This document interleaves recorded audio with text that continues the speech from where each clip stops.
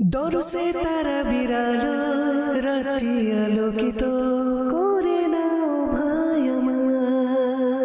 আলহামদুলিল্লাহি রাব্বিল আলামিন ওয়াসসালাতু ওয়াসসালামু আলা সাইয়্যিদিল মুরসালিন আম্মা বা'দ ফাআউযু বিল্লাহি মিনাশ শাইতানির রাজীম বিসমিল্লাহির রহমানির রহিম আসসালাতু ওয়াসসালামু আলাইকা ইয়া রাসূলুল্লাহ ওয়া আলা আলিকা ওয়া আসহাবিকা ইয়া হাবিবাল্লাহ আসসালাতু ওয়াসসালামু আলাইকা ইয়া নবিয়াল্লাহ ওয়া আলা আলিকা ওয়া আসহাবিকা ইয়া নূরাল্লাহ। মাদানী চ্যানেলের দর্শকবৃন্দ, দরুদ শরীফ পাঠ করার অগণিত ফজিলত এবং বরকত রয়েছে। প্রিয় নবী সাল্লাল্লাহু তাআলা আলাইহি ওয়াসাল্লাম ইরশাদ করেন, যে ব্যক্তি আমার উপর একবার দরুদ শরীফ পাঠ করে আল্লাহ তাআলা তার উপর 10টি রহমত নাজিল করেন। সাল্লু আলাল হাবিব সাল্লাল্লাহু তাআলা আলা মুহাম্মদ সাল্লাল্লাহু তাআলা আলাইহি ওয়াসাল্লাম। মাদানী চ্যানেলের দর্শকবৃন্দ, উপস্থিত হয়েছি দারসে তারাবি অনুষ্ঠান। আর আমরা আমাদের এই অনুষ্ঠানে কোরআনে কারীমের কয়েকটি আয়াত নিয়ে আমরা আলোচনা করে থাকি। আজকে আমাদের দারসে তারাবির বিষয়বস্তু হচ্ছে প্রকৃত মাবুদ এবং সাহায্যকারী হচ্ছেন আল্লাহ সুবহানাহু ওয়া তাআলা।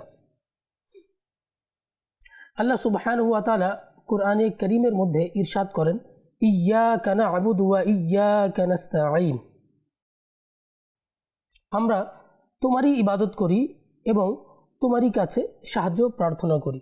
তো এর পূর্ববর্তী যেটা আয়াত ছিল, আলহামদুলিল্লাহি রাব্বিল আলামিন আর রহমানির রহিম, সেই আয়াতের মধ্যে বলা হয়েছিল যে সমস্ত প্রশংসা আল্লাহ তাআলার জন্য। সমস্ত প্রশংসার প্রকৃত হকদার হচ্ছেন আল্লাহ তাআলা, যিনি সমগ্র জগতের পালনকর্তা, পরম করুণাময়, অতি দয়ালু।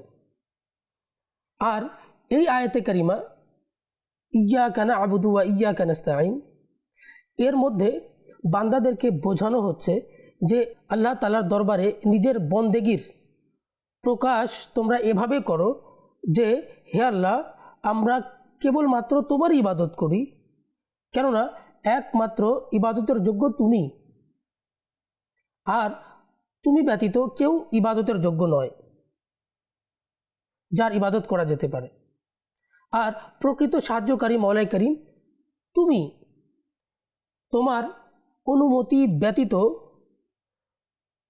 কোনো ব্যক্তি কোনো ধরনের, সেটা প্রকাশ্য হোক, সেটা অভ্যন্তরীণ হোক, সেটা শারীরিক হোক, সেটা আত্মিক হোক, ছোট হোক বড় হোক, কেউ সাহায্য করতে পারে না।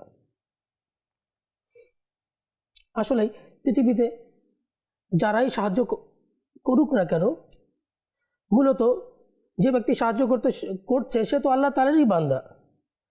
তাকে সাহায্য করার ক্ষমতা কে দিয়েছেন? আল্লাহ তাআলা। সে হয়তো সাহায্য করবে হাত দ্বারা, সে হয়তো সাহায্য করবে অর্থ দ্বারা, সে হয়তো সাহায্য করবে মুখ দ্বারা। দেখুন মাদানী চ্যানেলের দর্শকবৃন্দ, মুখ কে দিয়েছেন? আল্লাহ সুবহানাহু ওয়া তাআলা। ওই ব্যক্তিকে হাত কে দিয়েছেন? আল্লাহ সুবহানাহু ওয়া তাআলা। অর্থ কে দিয়েছেন? আল্লাহ সুবহানাহু ওয়া তাআলা। তো আল্লাহ তাআলার অনুমতি ব্যতীত কেউ সাহায্য করতে পারে না। ইবাদত এবং সম্মানের মধ্যে পার্থক্য আছে। ইবাদতের অর্থটা একেবারেই সুস্পষ্ট, বোঝানোর জন্য এতটুকু যথেষ্ট যে কাউকে ইবাদতের যোগ্য মনে করে তার কোনো প্রকারের সম্মান করা, এটাকে বলা হয় ইবাদত। আর যদি কাউকে ইবাদতের যোগ্য মনে না করা হয় তাহলে সেটা হবে সম্মান, ইবাদত হিসেবে পরিগণিত হবে না। যেমন নামাজের জন্য হাত বেঁধে দাঁড়ানো, এটা হচ্ছে ইবাদত। কিন্তু যদি নামাজের মতো হাত বেঁধে কেউ উস্তাদের সামনে দাঁড়িয়ে যায়, অথবা বাবা মার সামনে দাঁড়িয়ে যায়, অথবা পীর সাহেবের সামনে যদি দাঁড়িয়ে যায় হাত বেঁধে, তাহলে সেটা শুধুমাত্র সম্মান হবে, ইবাদত হবে না। কেন? মায়ের সামনে যে হাত বেঁধে দাঁড়ানো হয়েছে, মাকে ইবাদতের যোগ্য মনে করা হয় নাই। শিক্ষকের সামনে যে দাঁড়ানো হয়েছে, শিক্ষককে ইবাদতের যোগ্য মনে করা হয়নি। পীর সাহেবের সামনে যে দাঁড়ানো হয়েছে হাত বেঁধে, সেটা ইবাদতের যোগ্য হিসেবে মনে করা হয় নাই। তাই এটাকে বলা হবে শুধুমাত্র সম্মান, ইবাদত নয়। কিন্তু আমরা যখন নামাজে দাঁড়াই দু হাত বেঁধে, তখন আমরা আল্লাহ তাআলাকে ইবাদতের যোগ্য মনে করি। আর ইবাদতের যোগ্য মনে করে আমরা আমাদের শরীরে যেটা সবচেয়ে উঁচু অংশ মাথা, আমরা কি করি? সাজদার মধ্যে সেই মাথাকে আমরা নত করে দিই আল্লাহ তাআলার দরবার। আর এই বিষয়টাকে বলা হবে ইবাদত। তদ্রূপ আমরা যখন দুরূদ ও সালাম পড়ি নবী করিম সাল্লাল্লাহু তাআলা আলাইহি ওয়াসাল্লামের প্রতি, আমরা দাঁড়িয়ে, আমাদের বাংলাদেশের প্রচলন আছে দু হাত বেঁধে আমরা দাঁড়িয়ে নবী সাল্লাল্লাহু আলাইহি ওয়াসাল্লামকে সালাম জানাই। এটা সম্মান হবে, এটা ইবাদত না। কারণ ইবাদতের যোগ্য একমাত্র আল্লাহ সুবহানাহু ওয়া তাআলা। আল্লাহ তাআলার দরবারে কোনো কিছু চাওয়ার পূর্বে ইবাদত করে নেওয়াটা ভালো, এই আয়াত দ্বারা আমরা বুঝতে পারি। এই আয়াতের মধ্যে প্রথমে ইবাদতের বিষয়টা আলোচনা করা হয়েছে। ইয়্যাকা না'বুদু, মওলা আমরা তোমার ইবাদত করি। ওয়া ইয়্যাকা নাস্তাঈন, তারপর সাহায্যের কথা বলা হয়েছে যে মওলা আমরা তোমার কাছে সাহায্য চাই। এর দ্বারা বোঝা গেল আল্লাহ তাআলার দরবারে নিজের হাজত আরজ করার জন্য, নিজের সমস্যাটাকে বলার জন্য প্রথমে নিজের বন্দেগীটাকে প্রকাশ করাটা উচিত। ইমাম আব্দুল্লাহ বিন আহমদ নাসফি রাহমাতুল্লাহি তাআলা আলাইহি ইরশাদ করেন, ইবাদতকে সাহায্য তলব করার পূর্বে উল্লেখ করা হয়েছে, কেননা হাজত তলব করার পূর্বে আল্লাহ তাআলার দরবারে ওসিলা পেশ করা কবুলিয়াতের অধিক নিকটবর্তী। যদি আমরা চাই আল্লাহ তাআলার কাছে দোয়া করতে, তাহলে আমরা কোনো কিছু ইবাদত করে নিই, নামাজ আদায় করে নিই, কোরআন তিলাওয়াত করে নিই, তারপর আল্লাহ তাআলার কাছে আমরা দোয়া চাই, তাহলে এই ইবাদতগুলো আল্লাহ তাআলার কাছে আমাদের দোয়া কবুল হওয়ার এটা একটা মাধ্যম হয়ে যাবে। সুতরাং প্রত্যেক মুসলমানের উচিত যে সে যেন আল্লাহ তাআলার দরবারে কাউকে উসিলা স্বরূপ পেশ করে নিজের হাজতের জন্য আল্লাহ তাআলার দরবারে দোয়া করা, তাহলে ইনশাআল্লাহ জাল্লা দোয়া কবুল হবে। প্রকৃত সাহায্যকারী হচ্ছেন আল্লাহ। আরও আল্লাহ সুবহানাহু ওয়া তাআলা ইরশাদ করেন যে ওয়া ইয়্যাকা নাস্তাঈন, আমরা তোমারই কাছে সাহায্য চাই। এই আয়াতে বর্ণনা করা হয়েছে যে সাহায্য তলব করা সেটা মাধ্যম সহকারে হোক অথবা আল্লাহর কাছে মাধ্যম ব্যতীত হোক, ডাইরেক্টলি হোক অথবা ইনডাইরেক্টলি হোক, সেটা আল্লাহ তাআলার সাথে খাস, আল্লাহ তাআলার সাথে বিশেষায়িত। আল্লাহ তাআলার সত্তা এমন যার কাছ থেকে প্রকৃত অর্থে সাহায্য তলব করা যায়। আলা হযরত ইমাম আহমদ রাজা খান রাহমাতুল্লাহি তাআলা আলাইহি ইরশাদ করেন, প্রকৃত অর্থে সাহায্য তলব করার দ্বারা উদ্দেশ্য হচ্ছে যার কাছ থেকে সাহায্য তলব করা হচ্ছে সে যেন স্বয়ং সম্পূর্ণ যেন ক্ষমতাবান হয়, স্বয়ং সম্পূর্ণ যেন মালিক হয় এবং সে যেন অমুখাপেক্ষী হয়। আর এটা শুধুমাত্র আল্লাহ সুবহানাহু ওয়া তাআলার সত্তার জন্য এটা খাস। আল্লাহ তাআলাই হচ্ছেন স্বয়ং সম্পূর্ণ ক্ষমতাবান, আল্লাহ তাআলাই হচ্ছেন স্বয়ং সম্পূর্ণ মালিক, আল্লাহ তাআলাই হচ্ছেন অমুখাপেক্ষী। এছাড়া সবাই আল্লাহ তাআলারই মুখাপেক্ষী। আল্লাহ তাআলা ব্যতীত এই যে অন্য কাউকে যদি কেউ অমুখাপেক্ষী মনে করে, স্বয়ংসম্পূর্ণ মালিক মনে করে, স্বয়ংসম্পূর্ণ ক্ষমতাবান মনে করে, তাহলে এই আকীদা পোষণ করাটা হচ্ছে শিরক। কোনো মুসলমান আল্লাহ তাআলা ব্যতীত অন্য কারো ব্যাপারে এমন আকীদা রাখতে পারে না। আর আল্লাহ তাআলার যারা মকবুল বান্দা, আউলিয়া কামিলিন, সাহাবা কেরাম, রাসূল আযম, আম্বিয়া ও মুরসালিন, ইনারা হচ্ছেন আল্লাহ তাআলার মকবুল বান্দা।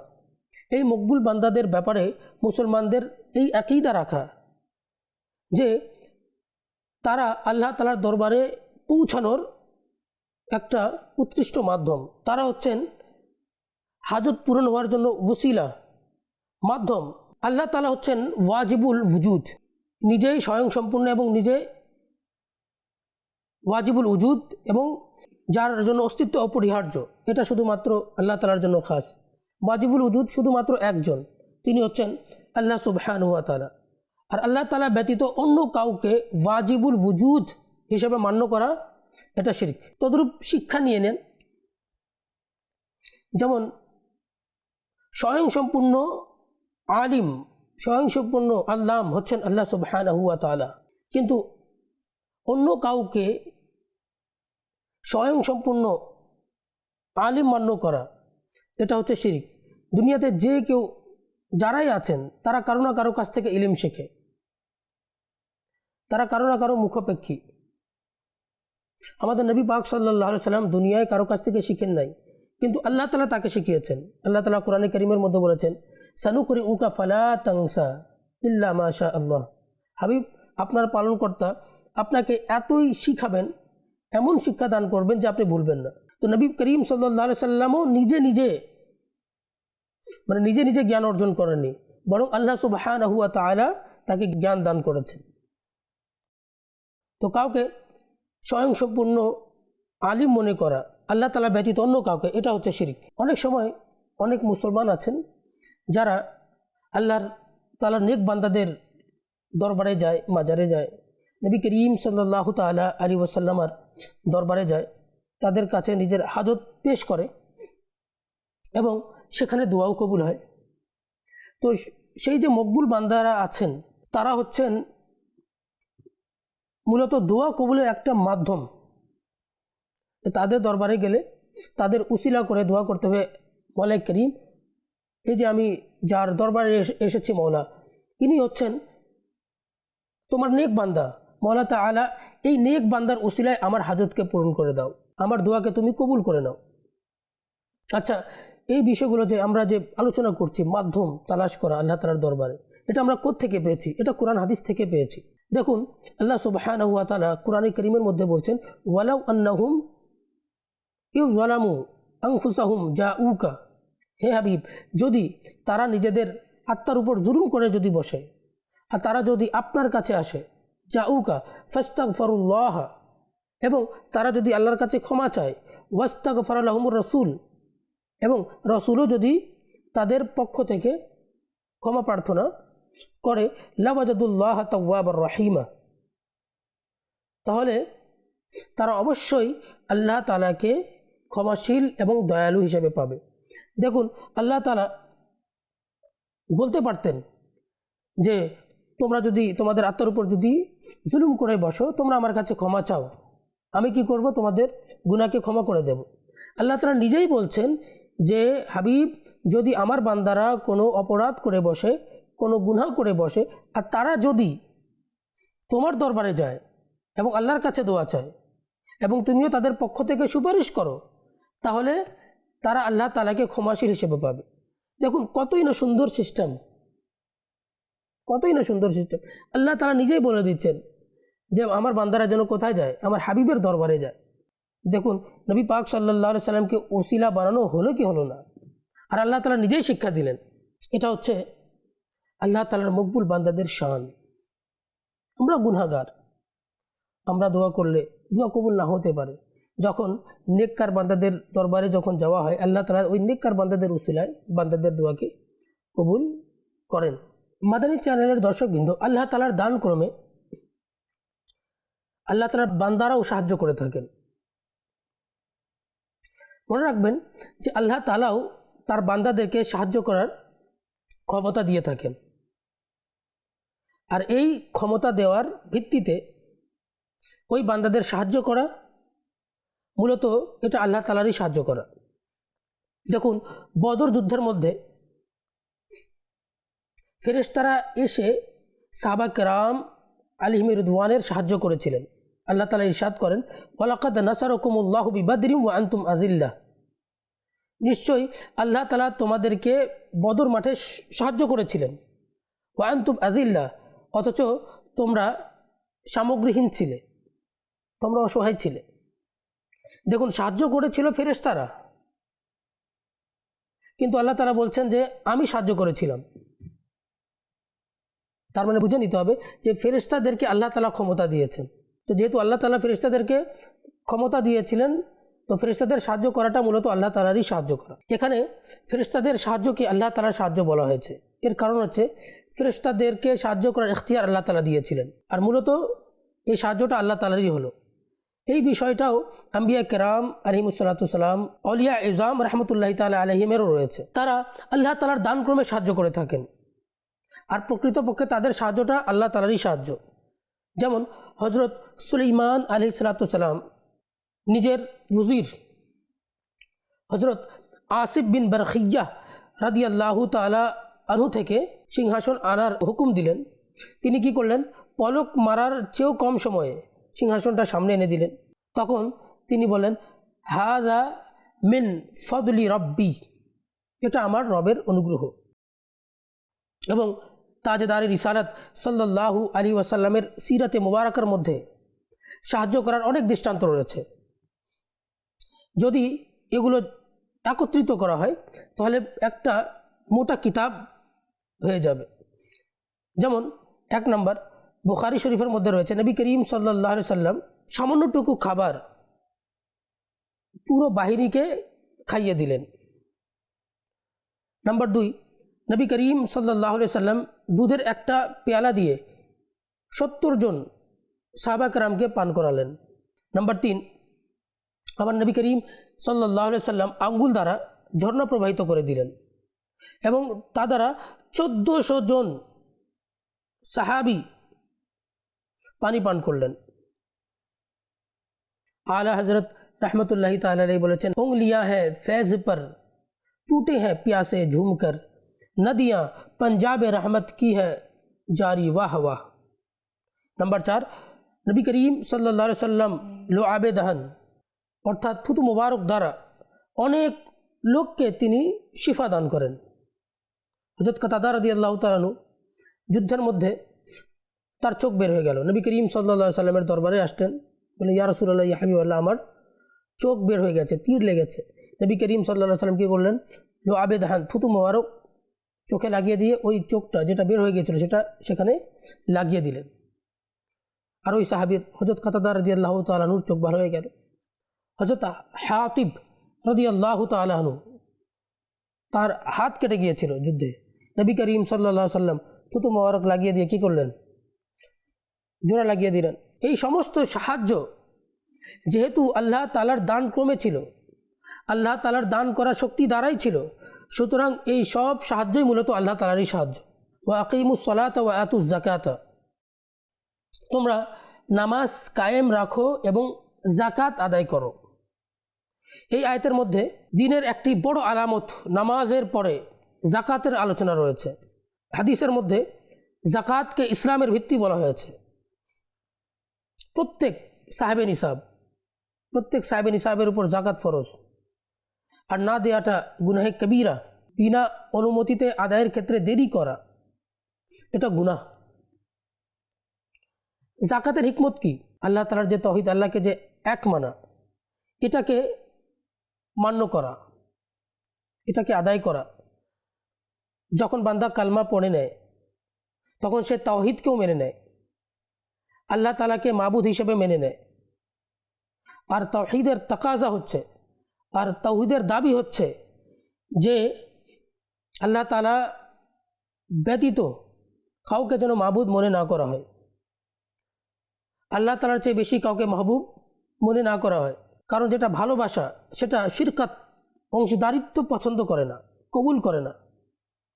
যেহেতু আল্লাহ তাআলা এক, আল্লাহকে আমরা মাবুদ হিসেবে মেনে নিয়েছি, তো আল্লাহকে যেমন ভালোবাসতে হবে তেমন ভালোবাসা অন্য কারোর সাথে রাখা যাবে না। আল্লাহ তাআলার মতো অন্য কাউকে আর একটা মর্যাদা দিয়ে দেওয়া, এটা হয়ে যাবে শিরক। যেহেতু বান্দার নিকট সম্পদও খুবই প্রিয়, মাহবুব, পছন্দের জিনিস, বরং এত বেশি মাহবুব, এত বেশি প্রিয় যে সেটার কারণে সে তার বন্ধু, তার আত্মীয় স্বজনকে ছেড়ে দেয়, বন্ধুকেও ছেড়ে দেয়। এর কারণে সে দুনিয়াকে ভালোবাসতে শুরু করে, মৃত্যুকে ঘৃণা করে। সুতরাং আল্লাহকে মোহাব্বত করার, ভালোবাসার দাবি হচ্ছে যে সে ধন সম্পদের চেয়েও বেশি কি করবে, আল্লাহকে বেশি ভালোবাসবে। আল্লাহ তাআলার যখন বিষয়টা আসবে, তার সম্পদকে সে কী করবে, কোরবান করে দেবে। এজন্যই তো জিহাদের মধ্যে কি হয়, জিহাদের মধ্যে নিজের প্রাণ, যুদ্ধের মধ্যে নিজের প্রাণকে উৎসর্গ করে দিয়ে পরীক্ষা নেওয়া হয় যে আল্লাহ তাআলাকে নিজের প্রাণের চেয়ে বেশি ভালোবাসতে হবে, আল্লাহ তাআলাকে নিজের ধন সম্পদের চেয়ে বেশি ভালোবাসতে হবে। এমনিতে তো যাকাত 2.5% দেওয়া হয়, সম্পদের 2.5% দেওয়া হয়, এটা সাধারণ মানুষের জন্য। কিন্তু যারা কামিল আউলিয়া, তারা বলে থাকেন যে সম্পূর্ণ সম্পদটা দিয়ে দেওয়া তাদের জন্য জাকাত। আর এমন জজবা ছিল আমাদের সাইয়েদনা আবু বকর সিদ্দিক রাদিয়াল্লাহু তাআলা আনহুর। তিনি তাবুক যুদ্ধের মধ্যে নিজের সমস্ত সম্পদ কী করলেন, নবী করিম সাল্লাল্লাহু আলাইহি সাল্লামের সামনে এনে পেশ করে দিলেন, আল্লাহ তাআলার জন্য উৎসর্গ করে দিলেন। সাইয়েদনা ওমর ফারুক আজম রাদিয়াল্লাহু তাআলা আনহু নিজের অর্ধেক সম্পত্তি তাবুক যুদ্ধের সময় কী করলেন, উৎসর্গ করে দিলেন। জাকাতের দ্বিতীয় হিকমত হচ্ছে কৃপণতা থেকে নাজাত পাওয়া। নবী করিম সাল্লাল্লাহু আলাইহি সাল্লাম ইরশাদ করেন, তিনটি বিষয় মানুষকে ধ্বংস করে দেয়। নাম্বার 1, এমন কৃপণতা যার আনুগত্য করা হয়। নাম্বার 2, এমন আকাঙ্ক্ষা যার আনুগত্য করা হয়। আর মানুষের নিজেকে ভালো মনে করা। মানুষ যদি চায় নিজের কাছ থেকে যেন কৃপণতা শেষ হয়ে যায়, সে যেন নিজের সম্পদকে খরচ করা যেন শুরু করে দেয়। কোনো কিছু থেকে ভালোবাসাকে কমানোর একটা পদ্ধতি হচ্ছে মানুষ যেন সেটাকে ছেড়ে দেয়, এমনকি সেটাকে ছেড়ে দেওয়ার জন্য তার অভ্যাস হয়ে যায়। জাকাতের অর্থ হচ্ছে পবিত্র করা। আর দেখুন, যখন মানুষ তার সম্পদ থেকে জাকাতকে আদায় করে দেয়, তার সম্পদ কী হয়ে যায়, পবিত্র হয়ে যায়। জাকাতের আরেকটা হচ্ছে বৃদ্ধি পাওয়া। মানুষ যখন জাকাত আদায় করে তার সম্পদ বৃদ্ধি পেতে থাকে। আল্লাহর ওলিরা যারা ছিলেন তারা যখন সম্পদ খরচ করতেন তাদের চেহারার মধ্যে প্রফুল্লতা চলে আসতো। রাসূল করিম সাল্লাল্লাহু আলাইহি সাল্লামের মোবারক আমল দ্বারা প্রকাশ পায় যে নবী করিম সাল্লাল্লাহু আলাইহি সাল্লাম যখন সম্পদ খরচ করতেন তখন নবী করিম সাল্লাল্লাহু আলাইহি সাল্লামের চেহারার মধ্যে আনন্দের প্রকাশ ঘটত। আলা হযরত रहमतुल्लाहि ताला अलैहिর ভাই হাসান রাজা খান তিনি বলেন, आता है फ़कीरों पे उन्हें प्यार कुछ ऐसा, आता है फ़कीरों पे उन्हें प्यार कुछ ऐसा, खुद भीख दे और खुद कहे मंगता का भला हो। আর জাকাতের তৃতীয় হিকমত হচ্ছে শুকরিয়া আদায় করা। যেহেতু সম্পদকে দিয়েছেন আল্লাহ সুবহানাহু ওয়া তাআলা, আর জাকাত আদায় করার জন্য কে বলেছেন, আল্লাহ সুবহানাহু ওয়া তাআলা। তো আল্লাহ তাআলার হুকুম পালন করতে গিয়ে জাকাত আদায় করা, আর এই জাকাত আদায় করলে আল্লাহ তাআলা যে সম্পদের নিয়ামত দান করেছেন সেটা শুকরিয়া আদায় হয়ে যায়। মাদানী চ্যানেলের দর্শকবৃন্দ, আল্লাহ তাআলা যেন আমাদেরকে আজকের আমরা যেটা দরসের মধ্যে শুনেছি, ইয়্যাকা না'বুদু ওয়া ইয়্যাকা নাস্তাঈন, আমরা তোমারই ইবাদত করি, তোমারই কাছে সাহায্য চাই, এবং ওয়াকিমুস সালাতা ওয়া আতুজ যাকাতা, যে নামাজ কায়েম করো এবং জাকাত আদায় করো, জাকাত দাও। আল্লাহ তাআলা যেন আমাদেরকে তার প্রকৃত অর্থে ইবাদত করার, তার কাছে সাহায্য চাওয়ার, তার জন্য নামাজ আদায় করার এবং তার হুকুম পালন করতে গিয়ে জাকাত আদায় করার আমাদেরকে যেন আল্লাহ সুবহানাহু ওয়া তাআলা তৌফিক দান করুক। আমিন বিজাহিন নবীন আমিন ওয়া সাল্লাল্লাহু তাআলা আলাইহি ওয়াসাল্লাম। মাদানী চ্যানেলের দর্শকবৃন্দ, আজ এই পর্যন্ত। আগামী অনুষ্ঠানে আবারও নতুন বিষয় নিয়ে আপনাদের সম্মুখে উপস্থিত হব। ততক্ষণ পর্যন্ত ভালো থাকুন, সুস্থ থাকুন, মাদানী চ্যানেল দেখতে থাকুন। সল্লু আল হাবিব সাল্লাল্লাহু তাআলা আলা মুহাম্মদ সাল্লাল্লাহু তাআলা আলাইহি ওয়াসাল্লাম। দরসে তারা বিরালো রাতি আলোকিত